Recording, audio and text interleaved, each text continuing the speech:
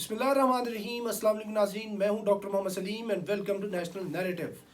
اسیر ختم نبوت حافظ سعد رضوی صاحب رہا ہو چکے اور تحریک لبیک پاکستان جو ہے اس نے اپنی کامیابی کے جھنڈے گاڑ دیے ہیں۔ ان کی رہائی سے پورے ملک کے اندر کیا ایک انوائرمنٹ اسٹیبلش ہوا ہے، اور اس سے جو پاکستان کے اندر ایک بریلوی مکتبہ فکر ہے اس کی پولیٹکس آگے کیا رخ اختیار کرے گی، آج کے ویلاگ میں اس چیز کا جائزہ لیتے ہیں۔ ناظرین، یہ تو ایک بالکل واضح بات ہے کہ جب سے تحریک لبیک پاکستان بنی ہے اس سے لے کے اب تک انہوں نے کم و بیش کچھ 7 دفعہ احتجاج کیے ہیں، اور ہر دفعہ انہوں نے ناک آؤٹ کیا ہے، وہ پی ایم ایل این کی حکومت ہو یا وہ پی ٹی آئی کی حکومت ہو، اور کامیابی ان کا مقدر بنی ہے۔ اور وجہ صرف اور صرف یہ ہے کہ جس مقصد کے لیے یہ بنی تھی، جس نیریٹو کے اوپر یہ بنی تھی، وہ تھا حضور علیہ السلام کی ناموس کی حرمت۔ تو حرمت رسول اللہ صلی اللہ علیہ وسلم کے اوپر یہ پارٹی بنی ہوئی تھی، اور اس کے لیے لوگ ان کے ساتھ اکٹھے ہوئے تھے، اور اسی سلسلے کے اندر یہ 7 مہینے حافظ سعد رضوی گرفتار رہا ہے، اور ان کو کیا کیا ٹائٹل نہیں دیے۔ ہم تو پورے سوشل میڈیا کے اوپر آبزرو کرتے رہے، پاکستان کے پرنٹ میڈیا کے اوپر بھی، اور جتنی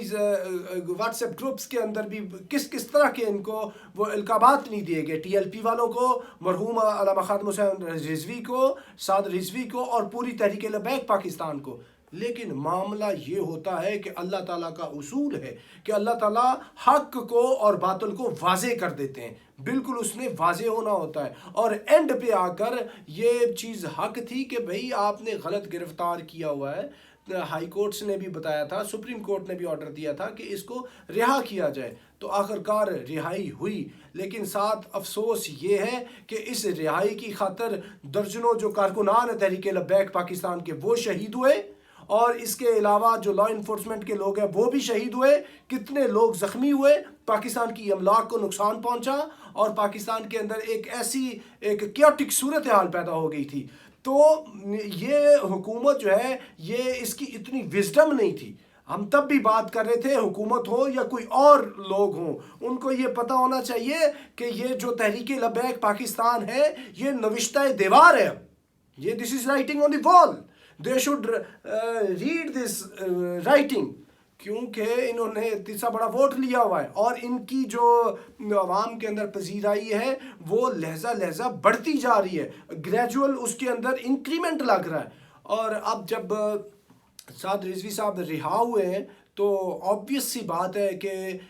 ان کے اوپر کسی قسم کی کوئی ایلیگیشن تو وہ پروو نہیں کر پائے، بلکہ الٹا جو وفاقی وزیر اطلاعات و نشریات فواد چودھری صاحب ہیں، انہوں نے یہ کہا ہے کہ حکومت جو ہے وہ پیچھے ہٹ گئی ہے، بلکہ ریاست پیچھے ہٹ گئی ہے، اور یہ ایک طرح کا یہ اسٹیٹ سرنڈر ہے سعد رضوی کی رہائی کے اندر۔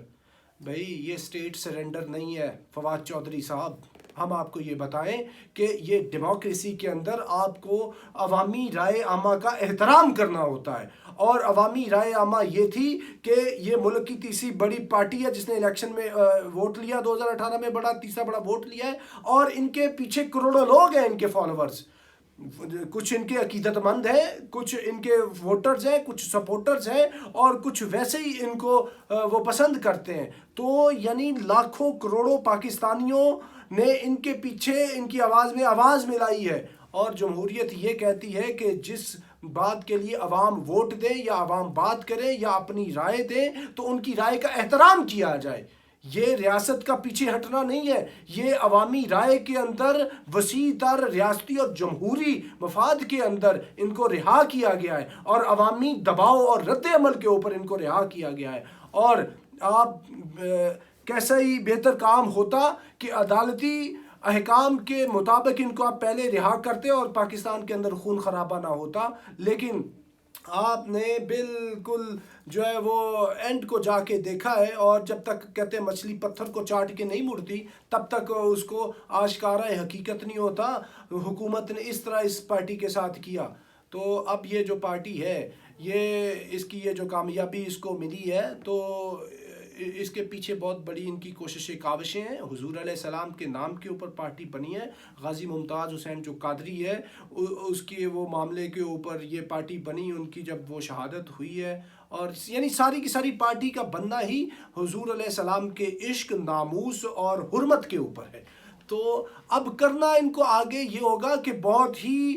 وائزلی اپنی ساری کی ساری کامیابی کو سمیٹنا ہوگا. اگر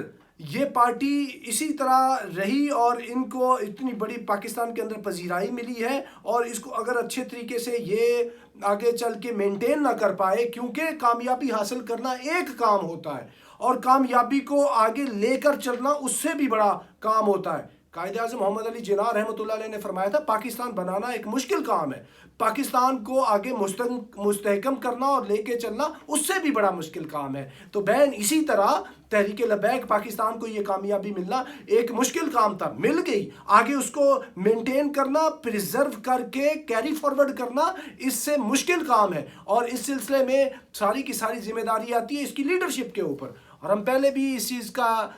ذکر کر چکے کہ اس کے اندر جو ملک کا سواد اعظم ہے، بریلوی مکتبہ فکر، جو امام اعظم ابو حنیفہ رحمۃ اللہ علیہ کے سارے وہ ماننے والے، ان کی فقہ کے اوپر یہ چلنے والے لوگ ہیں، ان کو یہ چاہیے کہ جو دوسرے بھی اہل سنت کے بڑے لوگ ہیں ان کو بیچ میں ادھر انوائٹ کر کے شامل کریں، تاکہ جو عوام اہل سنت ہے اور عوام پاکستان ہے ان کو یہ پتہ چلے کہ ان کے ساتھ کوئی قد کاٹ والے علماء اہل سنت بھی ہیں. آپ مفتی منیب صاحب نے کتنا ہی مثالی کردار ادا کیا ہے، اور اس کے علاوہ کتنے جو وہ کمیٹی بنی تھی سارے کے سارے وہ علماء اہل سنت کی کمیٹی تھی. تو آپ یہ کریں کہ بیچ میں سے کچھ نہ کچھ اس گلدستے کے اندر سے بھی کچھ پھولوں کو چنیں اور اپنے اس بوکے کے اندر آپ ان کو لگائیں. اس سے آپ کے قد کاٹ کے اندر کمی نہیں ہوگی، بلکہ آپ کا قد کاٹ بڑھے گا، آپ کی پالیٹکس کے اندر اسٹرینتھ آئے گی اور آپ کو اگلے الیکشن کے اندر پذیرائی ملے گی. اور میں تو ایک بات کرتا ہوں کہ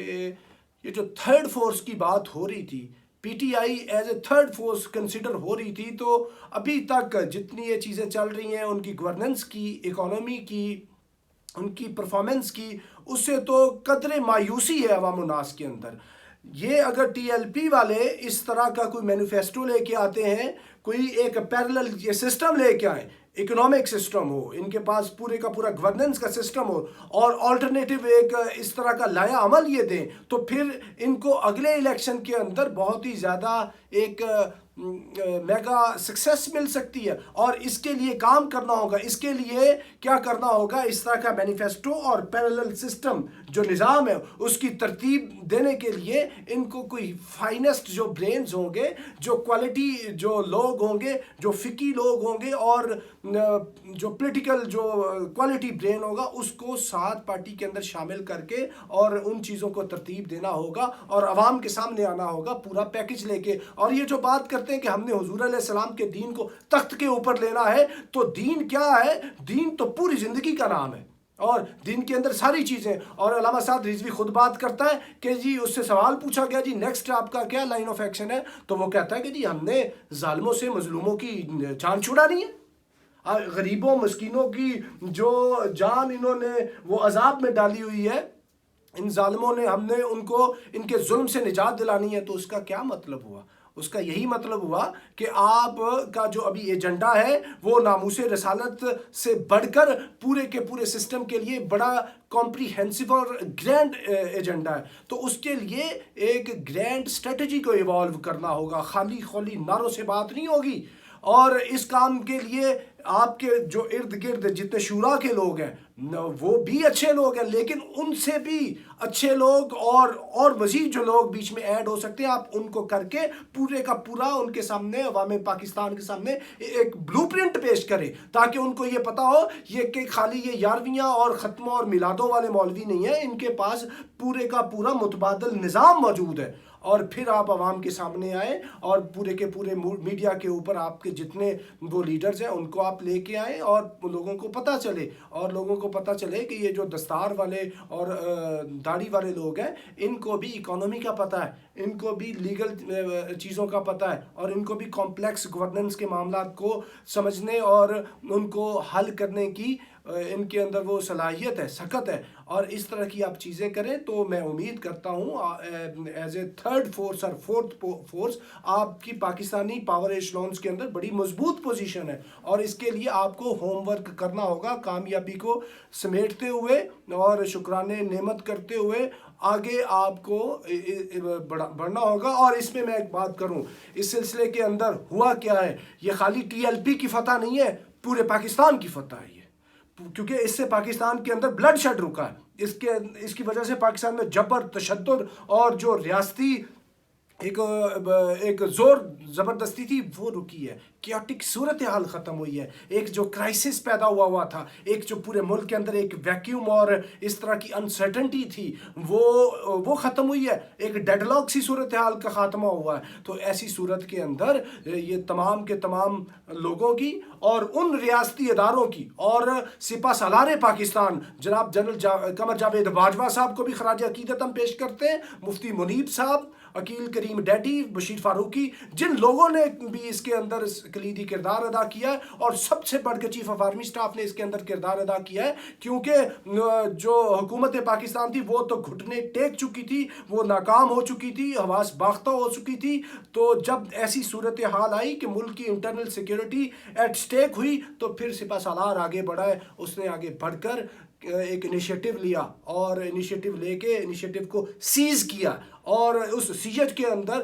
پھر ان لوگوں کو بلایا، ٹیبل پہ بٹھایا ہے، اور جو بات ہوئی اس کے اوپر منو عمل کر کے دکھایا، اور پھر پورے ملک کے اندر آپ نے دیکھا ہے کہ امن کی جو وہ ایک فضا ہے وہ قائم ہوئی ہے، اور ٹی ایل پی کا سربراہ باہر آیا۔ تو ناظرین اب تک کے لیے اتنا ہی، up till next time, thank you very much. Pakistan زندہ باد۔